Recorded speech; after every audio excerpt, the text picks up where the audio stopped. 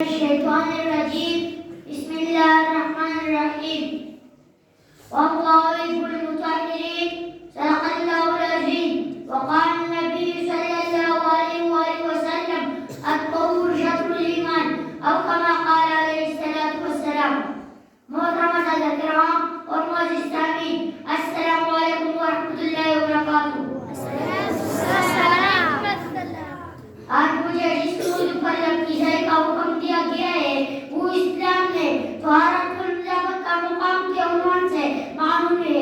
سامعین گرامی، دین اسلام میں صفائی اور پاکیزگی کو بڑی اہمیت حاصل ہے. اس دین اسلام نے جس طرح طہارت النجابت پر زور دیا ہے، ارشاد غلام ہوتی ہے واللہ یحب المطہرین، اللہ صاف رہنے والے کو پسند کرتا ہے اور اپنا محبوب پیغمبر صلی اللہ علیہ وسلم کو پاکیزگی اختیار کرنے کا حکم فرمایا.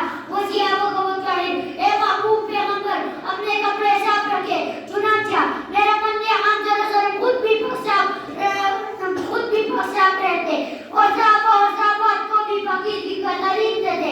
آپ صلی اللہ علیہ وسلم ظاہری و باطنی طہارت نجابت کے لحاظ سے ساری امت کے لیے بہترین مثال ہے. آپ صلی اللہ علیہ وسلم ہمیشہ پاک صاف لباس پہنتے، کھانا کھانے سے پہلے، کھانا کھانے کے بعد ہاتھ دھوتے، مسواک فرماتے، بالوں میں جھڑکی کرتے، ان کو بکھرے ہوئے رہنے نہیں دیتے، سر میں تیل کا استعمال بھی فرماتے، جمعہ کے روز غسل کرنے کی تلقین فرماتے. کسی شخص کے بال بکھرے ہوئے یا ناخن بڑے ہوئے تو سرکار کو سخت ناراضگی کا اظہار فرماتے، صفائی ستھرائی کا استعمال قرار دیتے.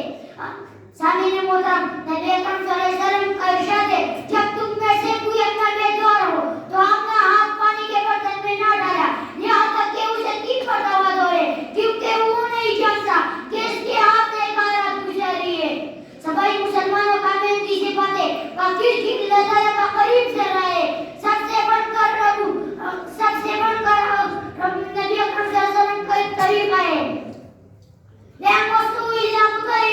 اللہ تعالیٰ ہم سب کو حضور صلی اللہ علیہ وسلم کے طریقے کے مطابق زندگی گزارنے کی توفیق عطا فرمائے. آمین.